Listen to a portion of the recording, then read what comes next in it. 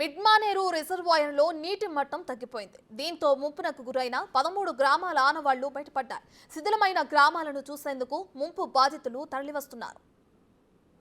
గ్రామాలు తమ భూములు తమ ఇళ్లను త్యాగం చేస్తే మిడ్మానేర్ ప్రాజెక్టు నిర్మించారు.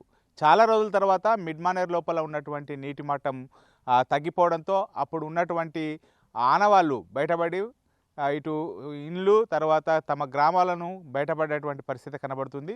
ఇప్పుడు ఆ పాతనాటి మట్టి వాసనను తమ ఇళ్లను చూడటానికి చాలామంది కూడా ఇక్కడికి వస్తున్నారు. ఆ మట్టి వాసన గురించి ఇప్పుడు తెలుసుకునేటువంటి ప్రయత్నం చేద్దాం. మిడ్మానేరు రిజర్వాయర్ వద్ద శిథిలమైన తమ గ్రామాలను చూసి కన్నీరు మున్నీరవుతున్నారు ముంపు బాధితులు. కుదురుపాకలో గత జ్ఞాపకాలను నెమరవేసుకుంటున్నారు. ఇక ఈ విషయంపై మరింత సమాచారం మా ప్రతినిధి శ్రీనివాస్ అందిస్తారు. ప్రస్తుతం మనము పూర్వ కొదురుపాక గ్రామం లోపల ఉన్నాము. కొదురుపాక గ్రామం లోపల చాలామంది కూడా తమ వ్యవసాయ పనుల నిమిత్తము కొదురుపాక గ్రామం లోపల ఉన్న ఊరు లోపలనే పనులు చేసుకుంటూ బ్రతికేవారు. కానీ ఎప్పుడైతే మిడ్మానేరు ప్రాజెక్టు కట్టిన తర్వాత వీళ్ళందరికీ కూడా నిర్వాసితులకు వేరే గ్రామం ఇవ్వడంతో చాలామంది కూడా ఉపాధి కోల్పోయినటువంటి పరిస్థితి అయితే ఇప్పుడు ప్రస్తుతం మిడ్మానేరు నిర్వాసితులకు చోటు చేసుకుందని చెప్పుకోవచ్చు. ఇప్పుడు కొదురుపాక గ్రామం ఇన్ని రోజులు మిడ్మానేరు లోపల ఉన్నటువంటి కొదురుపాక గ్రామము ఇప్పుడు నీటి మట్టం తగ్గడంతో కొదురుపాక గ్రామము పూర్తిగా పైకి తేలడంతో ఇక్కడ ఉన్నటువంటి తమ ఇళ్లను చూడటానికి కొదురుపాక గ్రామస్తులు ఇక్కడికి వచ్చి తమ పాత ఇల్లు యొక్క ఆనవాళ్ళను చూసుకుంటూ తమ ఇక్కడనే నివసించే వారం, చిన్నప్పుడు ఇక్కడే ఉండేవారము, తమ ఉన్న ఊరు లోపల ఉపాధి దొరికేది అని చెప్పి కంటిన్యూ పెట్టుకుంటున్నటువంటి పరిస్థితి కనబడుతుంది. ప్రస్తుతం నాకు కొదురుపాక గ్రామానికి సంబంధించినటువంటి కొంతమంది ఇటు వడ్రంగి వాళ్ళు కులానికి చెందినటువంటి వారు ఉన్నారు. చెప్పండి, అంటే మీరు ఇప్పుడు మీ గ్రామం చాలా రోజుల తర్వాత నీటి మట్టం తగ్గిన తర్వాత తేలింది కదా, ఇప్పుడు మీ పాత ఇల్లు చూడడానికి ఇక్కడ వచ్చారు, ఎట్లా అనిపిస్తుంది? చాలా బాధ అనిపిస్తుంది. మా ఇల్లు అదే ఇక్కడ మట్టి మొత్తం కూలిపోయింది, చాలా బాధ అనిపిస్తుంది. అప్పుడు ఉపాధి మంచిగా అన్నీ దొరుకుతుండే, అంత బాగుండే. ఇప్పుడు ఏం అంత లేదు, పనులు లేవు, ఏం లేవు, చేసుకునే ఉపాధి కూడా లేదు, ఏం లేదు, పనులు దొరకట్లేవు సార్. అంటే అప్పుడు మీరు ఇప్పుడు మీ పాత గ్రామం లోపల ఉన్నప్పుడు మీకు ఇక్కడనే చాలామంది కూడా ఉండేటువంటి వారు, వ్యవసాయం చేసుకునేటువంటి వారు, అప్పుడు చేతిండా పనులు దొరికేది కదా, ఇప్పుడు పని దొరుకుతుందా? పని దొరుకుతలేదు సార్. అప్పుడు చేతిండా పనులు దొరుకుతుండే, బాగుంటుండే, అప్పుడు దేనికైనా బాగుంటుండే. ఇప్పుడు పనులు ఎక్కడ కూడా లేవు, మాకు ఉపాధి లేదు అసలు. వడ్ల కమ్మరాలకు అసలు ఉపాధి లేదు, పరిస్థితి ఘోరంగా ఉంది. పట్ట కూడా ఎల్లుడే కష్టంగా ఉన్నది సార్, బాగా దారుణంగా ఉంది సార్. ఇప్పుడు చాలా రోజుల తర్వాత ఒక దాదాపు 4-5 సంవత్సరాల తర్వాత మీ నీటి మట్టం తగ్గింది, మీ ఇళ్ళను పాత ఇళ్ళని చూస్తున్నారు, ఏమనిపిస్తుంది? ఇళ్ళని చూస్తే ఏమనిపిస్తుంది? ఇళ్ళని చూస్తే ఏడుపొస్తుంది సార్. అప్పుడు ఉన్న గుర్తుకొస్తుంటే ఏడుపొస్తుంది, బాగా అనిపిస్తుంది. ఏదైనా కానీ బాగుండి ఇక్కడ అన్ని గుడి కానీ టెంపుల్ కానీ అవన్నీ చూస్తుంటే చాలా ఏడుపొస్తుంది సార్. అప్పుడు అన్ని కార్యక్రమాలు, దేవుని కళ్యాణం, భజన కానీ కార్యక్రమాలు అన్నీ పాతున్నప్పుడు అంతా చాలా బాగుండేది, అంత ప్రేమగా ఉండేది, అన్నీ బాగుండేది. ఎవరైనా ప్రేమ అన్ని సౌలత్ ఉండేది, అన్నీ బాగుండేది. ఇప్పుడు కొత్తూరుకి వచ్చినాక ఏమి సౌలత్ లేదు, ఏవి బాగలేవు సార్.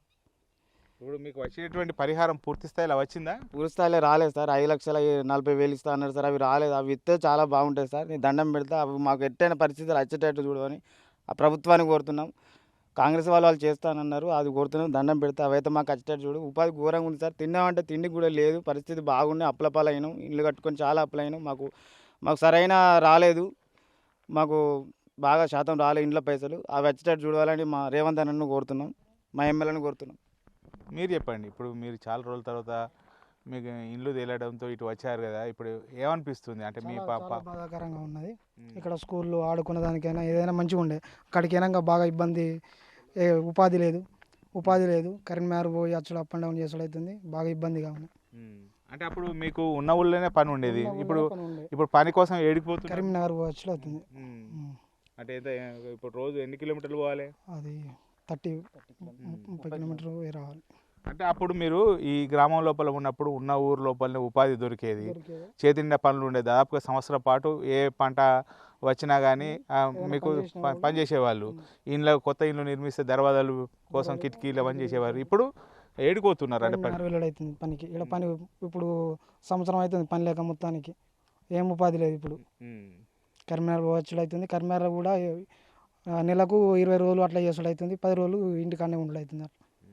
ఇప్పుడు చాలా రోజుల తర్వాత మీ ఇల్లు చూడడానికి వచ్చారు కదా, ఏమనిపిస్తుంది? చాలా బాగా చిన్ననాటి జ్ఞాపకాలు చిన్ననాటి బాగా బాధాకరంగా ఉన్నది. అంటే మీరు ఆడుకున్న ఆటలు, స్కూలు, బడి ఇట్లా అన్నీ ఆటలు, కుసలు, గద్దెలు, మన ఈడ అది సుభాష్ బొమ్మ, ఇవన్నీ మంచిగా ఉండే అప్పుడు ఉన్నప్పుడు. అప్పుడు ఉన్నటువంటి ప్రేమలు ఇప్పుడు ఉన్నాయా? ఇప్పుడు లేవు. అప్పుడు ఉన్నటువంటి ప్రేమలు ఇప్పుడు లేవు. అంటే అప్పుడు అందరూ పక్క పక్క పోటీలలో ఉండాలి, ప్రేమలు ఉండేటి, ఆప్యాయతలు ఉండేటి. ఇప్పుడు లేవు. అసలు ఆప్యాయతలు, ప్రేమలు అవేవి లేవు.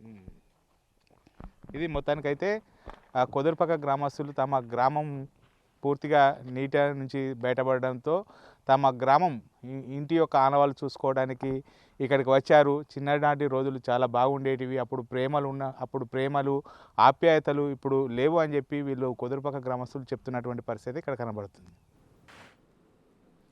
మిడ్మానేరు రిజర్వాయర్లో ముంపునకు గురైన గ్రామాల శిథిలాలను చూసి కన్నీరు మున్నీరవుతున్నారు నీలోయిపల్లి గ్రామానికి చెందిన మహిళలు. తాము పుట్టి పెరిగిన గ్రామం ఇలా శిథిలమైపోవటం చాలా బాధాకరంగా ఉందంటున్నారు. ఇక్కడ ఉన్న జ్ఞాపకాలు, ఇక్కడ ఉన్న అనుబంధాలు చాలా బాధాకరంగా.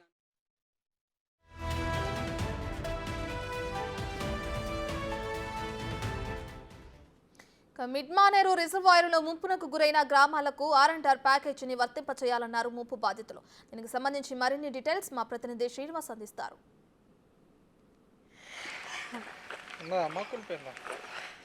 నీలోయిపల్లి గ్రామం లోపల తమ పాత ఇంటిని చూడడానికి ఇద్దరు మహిళలు అయితే ఈరోజు ఉదయమే ఇక్కడికి రావడం కూడా జరిగింది.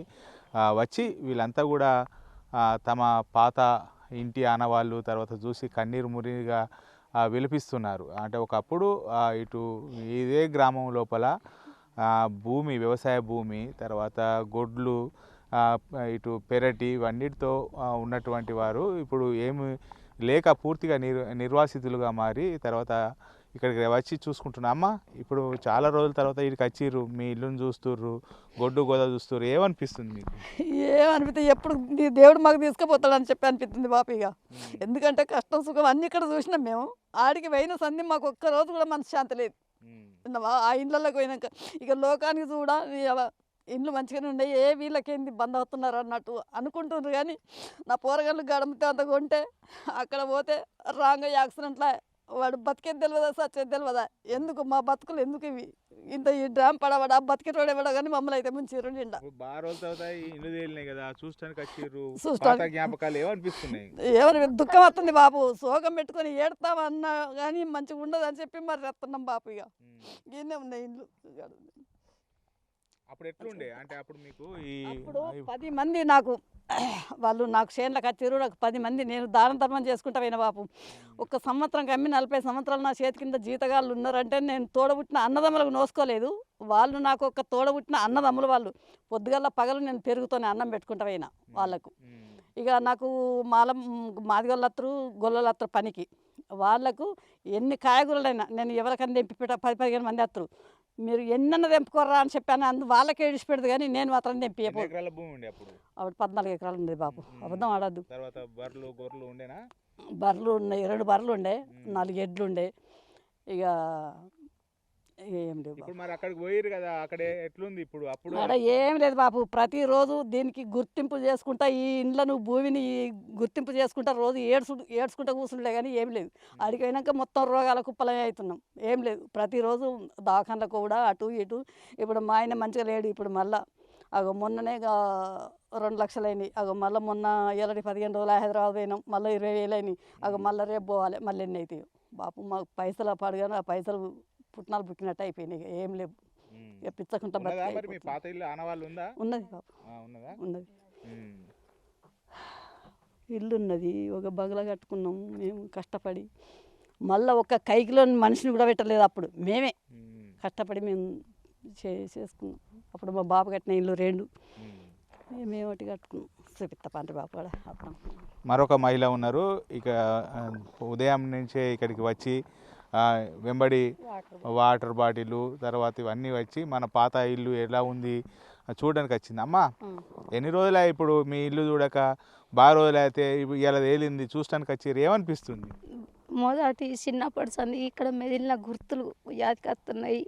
ఇక్కడ ఈ వాకిట్లా అందరం ఒక జాగల గుంపుగా 2-3 ఇండ్లల్లో ఒక జాగలనే కూర్చుందాం. ఎండాకాలం వచ్చిందంటే ఇండ్లల్లోనే కూర్చుండి బయట అందరం ఒక జాగలనే కూర్చుందాం. అప్పటికి ఇప్పటికి ఇప్పుడు ఒక్కొల్ల ఇంట్లో పోతే ఒక్కొల్ల ఇంట్లోకి వస్తే ఒక్కొక్కళ్ళు కలుస్తలేరు. ఎవరికి ఎట్లు చేసిర్రంటే వాళ్ళు ఇంటి లోపలనే ఉంటుర్రు. ఇండ్లల్లో ఉన్నారా అంటే మళ్ళీ ఎవరు కనపడరు. అటువంటిది 10 మంది 15 మంది ఒక జాగలో జమ అయి కూర్చున్న గుర్తులు యాదికి వచ్చినాయి. అవన్నీ చూడాలి. మన మన మెజిలిన జాగా అది గుర్తునన్నా చూడాలి. మళ్ళీ ఎప్పుడు నీళ్ళు వస్తే మళ్ళీ మునిగిపోతుంది కదా, ఇక మళ్ళీ చూడం కదా, ఇక చూసి అన్న వస్తామని వచ్చినాం. అప్పుడు మీరు ఈ గ్రామం లోపల ఉన్నప్పుడు ఉన్నటువంటి ప్రేమలు ఆప్యాయతలు, సాయంత్రం వచ్చిందంటే ఇంటి ముంగడ కూకొని ముచ్చట్లు పెట్టుకునేటోళ్ళు. ఇప్పుడు ఆ ప్రేమలు ఆప్యాయతలు అక్కడికి పోయిన తర్వాత ఉన్నాయా? లేవు. ఎక్కడ గేట్లు వేసిర్రు అంటే ఇండ్లల్లో ఉంటుర్రు కానీ బయటకు వస్తలేరు. ఎవరికి ఏ ఆపద వచ్చినా కానీ అది మళ్ళీ తెల్లారితేనన్నా తెలవాలి, లేకుంటే పొద్దుగుకుతేనన్నా పోయి అది ఫోన్లు ఉన్న వాళ్ళకు ఫోన్ల ద్వారానన్నా తెలవాలి, లేకుంటే లేదు. మాకు ఫోన్లు మేము ఎక్కువ ఫోన్లు వాడం. నాకు ఫోన్లు అది ఎవరన్నా చెప్తేనే తెలుసు కానీ మళ్ళీ మాకు బయటకు పోతే తెలుస్తుంది. కానీ ఇప్పుడు మీ పాతిల్లు ఉందా, చూసినావా ఎట్లుంది? కూలింది, అంత సమానమైంది, ఏం లేదు. ఇది మొత్తానికైతే గుంటల భూమికి ₹1 రాలేదు బాపు.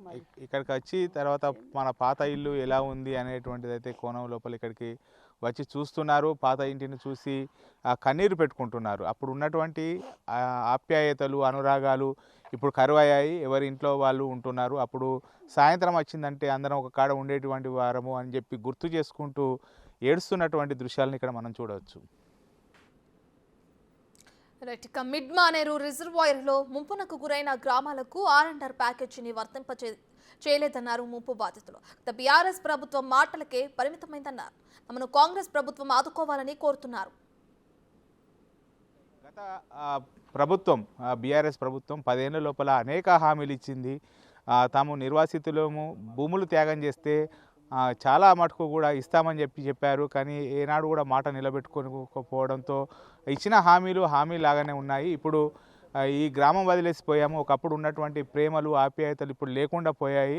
ఇప్పుడు అక్కడ ఉన్నా కానీ బంగ్లాల లోపల ఉన్నా కానీ గుండె బరువెక్కుతూ రోజు కూడా చూస్తున్నటువంటి పరిస్థితి ఉందని చెప్పి వీళ్ళందరూ కూడా కన్నీరు మున్నీరుగా వినిపిస్తున్నటువంటి పరిస్థితి కనబడుతుంది. కెమెరా పర్సన్ అంజితో Srinivas, big TV, mid Manair నుండి.